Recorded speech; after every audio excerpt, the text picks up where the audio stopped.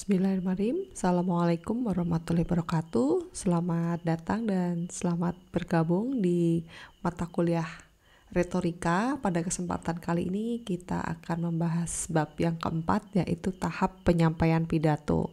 Ya, jadi pada mata kuliah retorika ini nanti teman-teman semua akan praktik menyampaikan pidato yang telah disusun berdasarkan langkah-langkah sebelumnya, ya sudah menyusun dan juga sekarang saatnya untuk menyampaikan pidato. Nah, dalam menyampaikan pidato ini tentu saja banyak sekali kesulitan ya, diantaranya adalah kecemasan berpidato. Nah, pada bab ini nanti kita akan membahas ya teknik-teknik mengatasi kecemasan berkomunikasi ya. Gimana sih caranya membangun percaya diri dan bagaimana untuk menyampaikan pidato yang efektif.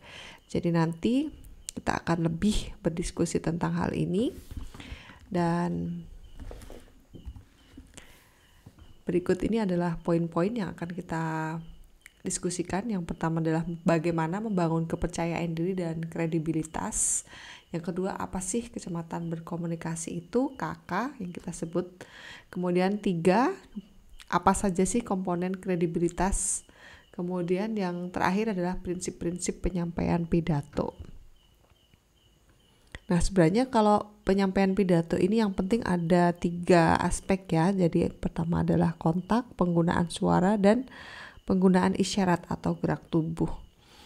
Oke, jadi kita beranjak dulu dari kecemasan berkomunikasi. Diagnosanya itu seperti apa sih? Jadi ini biasa kita sebut dengan demam panggung. Jadi pasti teman-teman sering ya waktu diminta untuk maju atau naik ke atas panggung dan memberikan pidato, itu ada semacam demam panggung atau cemas ya, dan juga stres. Nah, gejalanya itu apa aja? Gejalanya itu bisa langsung gemeter gitu ya, bisa keluar keringat dingin, mulut kering, terus juga nafas dan detak jantung tahu-tahu berdetak dengan lebih cepat kayak gitu, terus suara menjadi parau, bicara jadi nggak jelas, dan tidak sanggup berkonsentrasi atau mendengar apapun. Jadi ini adalah gejala-gejala stres ya.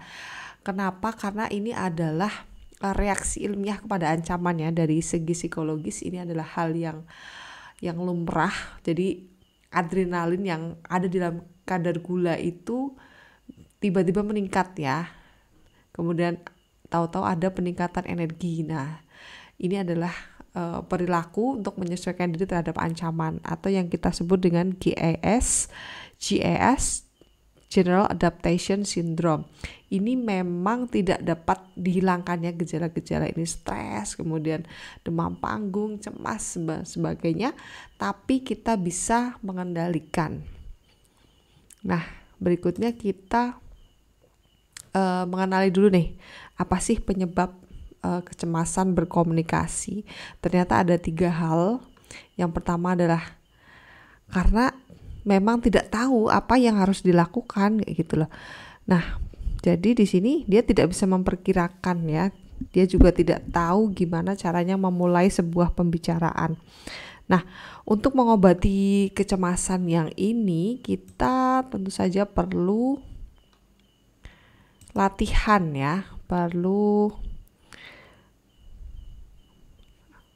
bagaimana caranya untuk berpidato ya. Jadi latihan dan juga pengalaman jam terbang sangat diperlukan untuk mengatasi kecemasan yang ini, penyebab kecemasan yang pertama ini ya. Jadi dengan semakin banyak latihan, dengan semakin banyak pengalaman, itu akan semakin terlatih ya. Jadi dia akan tahu bagaimana cara membuka pidato, otomatis tahu ya apa yang harus dilakukan. Nah, berikutnya yang kedua ini, dia itu cemas karena tahu akan dinilai ya. Jadi banyak orang yang melihat pada waktu kita berpidato di depan banyak orang, itu akan membuat kita nervous ya. Jadi kita cemas apakah pendengar itu menilai kita itu dengan baik atau malah kita menjadi malu gitu. Nah, nanti bagaimana kalau kita bercerita tentang humor tapi ternyata nggak ada orang yang ketawa, seperti itu. Bagaimana kalau nanti kita terlihat seperti orang yang bodoh di depan banyak orang. Jadi semua hal yang kita takutkan itu ada di dalam persepsi aja, jadi hanya di dalam persepsi, belum hal yang sebenarnya terjadi, seperti itu. Nah, yang ketiga ini, kecemasan komunikasi tidak hanya menimpa para pemula loh. Jadi yang sudah senior, yang sudah berpengalaman tuh juga sering kali menimpa, seringkali terkena kecemasan komunikasi ini ya. Jadi sedikit menghambat. Nah, berikutnya kita beranjak ke bagaimana caranya mengendalikan kecemasan komunikasi. Ini ada beberapa metode, yang ada dua. Yang pertama adalah metode jangka panjang, yang kedua adalah metode jangka pendek. Nah, kita lihat yang pertama, jangka panjang pastinya lebih susah ya. Di sini kita harus berangsur-angsur bagaimana sih mengembangkan keterampilan dan juga pengetahuan dalam menyusun pidato. Dan ini tidak bisa dilaksanakan dalam waktu yang pendek atau yang dekat ya. Jadi membutuhkan waktu yang lama. Kita harus menguasai dulu metode tentang retorika ya, cara mempersiapkan, cara menyusun, dan juga cara menyampaikan. Nah, tapi retorika ini seperti orang mengemudi mobil ya.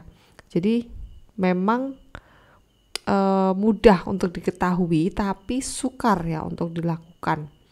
Jadi sebenarnya gampang, kita bisa melihat, oh, orang menjalankan mobil itu seperti itu, hanya tinggal masukkan kunci dan menghidupkan mesin, memutar setir, sudah bisa. Tapi ternyata tidak semudah itu ya, karena bisa saja kita waktu memasukkan kunci dan menghidupkan mesin itu bisa jadi panik dan kita tidak bisa mengendalikan mobil kita. Nah, ini juga membutuhkan percobaan yang berkali-kali ya, sampai akhirnya bisa.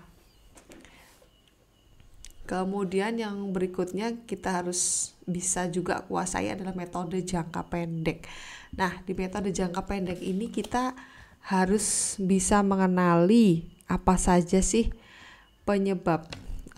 Hadapilah gejalanya. Kalau sudah tahu gejalanya tadi itu, kita nikmati aja ya. Jadi kita harus gunakan teknik-teknik relaksasi supaya apa? Supaya otot-otot kita bisa rileks, bisa kendur, dan aliran darah bisa mengalir lancar ke otak kita. Jadi teknik yang terbaik ya bisa aja langsung dengan memancing respon para hadirin ya. Nah, ini adalah metode mengendalikan kecemasan komunikasi yang terbagi menjadi dua metode. Berikutnya, ketika kita berpidato, tentu saja kita harus belajar bagaimana sih cara memiliki sebuah kredibilitas ya. Nah, apa sih kredibilitas itu? Nah, di sini kita bisa mengetahui kredibilitas kita itu dengan menjawab pertanyaan ini. Nanti teman-teman bisa menginterview teman-teman semua. Nah, ini bisa dijawab ya pertanyaannya. Jadi seberapa jauh sih kita itu kredibel gitu.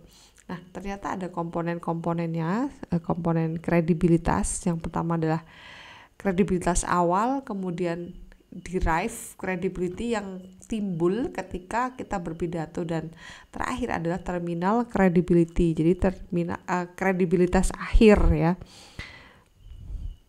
karena kita telah melihat dan juga mendengar pidato yang disampaikan oleh pembicara. Jadi kalau initial credibility ini belum melihat dia berpidato.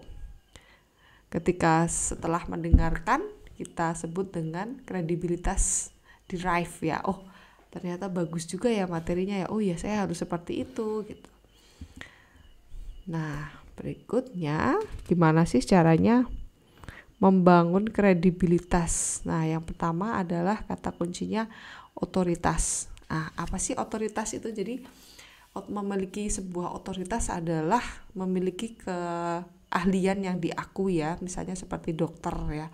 Dokter ini punya otoritas untuk menangani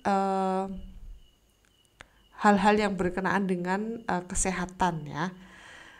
Seperti itu. Kemudian ketika ada W.S. Rendra, tentu saja dia memiliki otoritas di bidang seni dan budaya.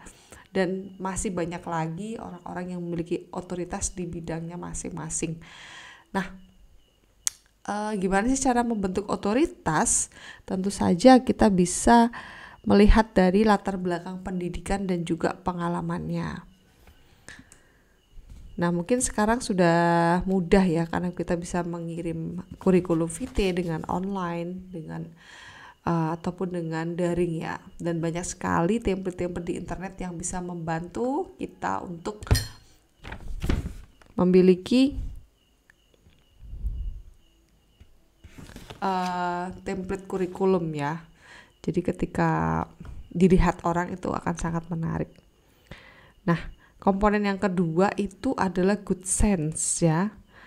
Di sini pendengar itu akan menyukai dan akhirnya akan mendengar apa sih yang telah kita sampaikan itu dengan objektif. Ini adalah good sense ya. Jadi kita bisa sebenarnya membangun good sense. Jadi kita bisa menggunakan pendekatan rasional dan argumentasi yang logis. Hindari penjulukan dan hindari sikap tak jujur. Dan tentu saja kita harus bisa menyampaikan argumentasi dengan baik ya. Ini adalah komponen-komponen dari good sense. Dan intinya adalah perlakukan mereka sebagai manusia ya, bukan sebagai objek untuk dimanipulasikan. Dan berikutnya adalah good karakter dan juga goodwill. Jadi good karakter di sini adalah akhlak yang baik ya. Jadi akhlak yang baik adalah seseorang yang memiliki kejujuran, kemudian kredibilitas, integritas, dan juga ketulusan. Jadi ketika kita sudah memiliki good character dan good sense, itu ketika kita bicara, kita tidak hanya menyampaikan apa yang kita ketahui, tapi juga seluruh kepribadian kita ya. Itu akan sangat terbaca ketika menyampaikan pidato. Jadi kita harus sangat berhati-hati dan memelihara karakter kita ya, good karakter kita. Dengan apa? Dengan tentu saja mengurangi omongan-omongan yang umpatan ya, atau vulgar dan juga menyinggung perasaan. Itu. Kemudian komponen yang terakhir adalah goodwill ya. Jadi goodwill ini adalah willingness ya, keinginan, kemauan dari si pembicara itu agar bisa berbicara bersama, speak with the audience, not speak to, berbicara kepada. Nah, di sini tentu saja prosesnya adalah menunjukkan keterlibatan pribadi kita kepada topik. Nah, jadi kita harus menegaskan misi kita apa di dalam kebutuhan itu gitu loh. Nah, berikutnya terakhir adalah dinamisme. Maaf nih nggak terlihat. Jadi kita harus dinamis aja lah ya. Jadi komponen terakhir ini dari kredibilitas adalah ekspresi fisik ya, dan komitmen psikologis Anda terhadap kita terhadap topik. Jadi misalnya kita memandang serius ya pembicaraan kita itu karena nada, karena suara dan gerak kita juga serius. Nah, ini akan mudah menular, begitu halnya dengan semangat ya. Begitu ada kelesuan mudah menular, maka pembicara berbicara dengan penuh semangat ya. Pendengar pun akan mendengar dengan penuh semangat. Seperti itu bagaimana cara membangun kredibilitas. Dan menurut Glenn R. Capps dan Richard Capps, kita bisa menjelaskan 5 cara ya bagaimana Anda dinilai oleh orang lain. Nah, pertama pastinya kita dinilai dari reputasi yang sudah mendahului kita ya. Jadi apa yang sudah kita lakukan, karya-karya kita, kontribusi kita dan sebagainya itu adalah reputasi yang telah kita lalui gitu ya. Kemudian yang kedua adalah kita dinilai dari perkenalan tentang kita ya. Jadi bisa juga dari orang lain ya memperkenalkan tentang kita. Dan kemudian kita juga akan dinilai dari apa yang diucapkan. Jadi jangan isuk tele, isuk dele, sore tempe, itu jangan ya. Jadi harus konsisten dan juga harus humble ya, dan bicaranya juga bukan hal-hal yang kotor. Kemudian kita juga dinilai dari cara kita berkomunikasi. Nah, walaupun banyak sekali informasi, tapi kita akan dinilai bodoh ya bila kita nanti bicaranya terbata-bata dan sistematika yang kacau dan juga penyampaian yang membosankan. Kemudian kita juga akan dinilai dari pernyataan-pernyataan yang menciptakan etos ya, atau kesan yang baik mengenai diri kita. Seperti itu. Dan pada bagian terakhir kita akan membahas tentang prinsip-prinsip penyampaian pidato. Sebenarnya satu poin ini ada banyak penjelasannya, tapi saya rangkum aja. Yang pertama adalah kontak ya. Kontak di sini ada kontak visual. Nah, ketika pakar komunikasi ini menyebutnya dengan teknik menjalin hubungan ya. Jadi kita bisa menjalin hubungan dengan para audiens dengan cara gimana? Cara melihat mata mereka, cara melihat dahi mereka, dan coba berkomunikasi secara visual ya. Jadi ketika mereka mengangguk-angguk atau mengenyitkan dahi, berarti artinya tidak paham. Nah, ketika tidak paham, kita bisa menjelaskan lagi dengan bahasa yang berbeda supaya mereka paham, seperti itu. Jadi kita harus segera melakukan feedback ya jika ada audiens yang memperhatikan dan juga memberikan umpan balik kepada kita. Yang kedua tentu saja karakteristik olah vokal ya. Jadi kita harus mengolah vokal kita yang gak harus seperti anak teater juga sih, cuman kita harus memperhatikan 3 hal dalam olah vokal. Yang pertama adalah kejelasan. Jadi pengucapan a, i, u, e, o itu harus jelas ya, jangan e, o, tidak ada perbedaan, itu tidak bagus. Kemudian yang kedua adalah variety atau keragaman, dan terakhir adalah ritma. Yang dimaksud dalam keragaman di sini itu bisa aja hentian ya atau pause. Kemudian terakhir adalah mana nih? Ada pelafalan juga ya. Pelafalan di sini harus diucapkan dengan baik dan benar ya, kayak yang lagi viral itu ya, menyebut R jadi ya, itu juga tidak jelas ya pelafalannya. Kemudian perhatikan juga ya artikulasi dan juga kekerasan bunyi. Variety di sini maksudnya itu keragaman ya, dari pitch, nada, kemudian dari duration, lama, kecepatan, dan juga pause. Jadi kita harus tahu kapan kita berhenti, kapan kita stop dulu, pause dulu, dan kembali lagi. Nah, ini pitch-nya juga harus diperhatikan ya, jangan sampai kita salah ekspresi atau salah nada. Nah, memang beberapa nada itu identik ya dengan ekspresi tertentu. Misalnya marah, takut, kaget itu ada ekspresinya dari nada rendah. Nah, memang nada tinggi memang sering identik dengan rasa marah ya. Nah, seperti itu. Kemudian ketepatan berbicara juga kecepatan ya. Jadi kita jangan terlalu cepat, jangan terlalu lambat ketika berbicara. Jadi kita bisa hitung kecepatan berbicara kita berapa kata per menit. Itu ada alatnya sendiri. Kemudian ada ritma.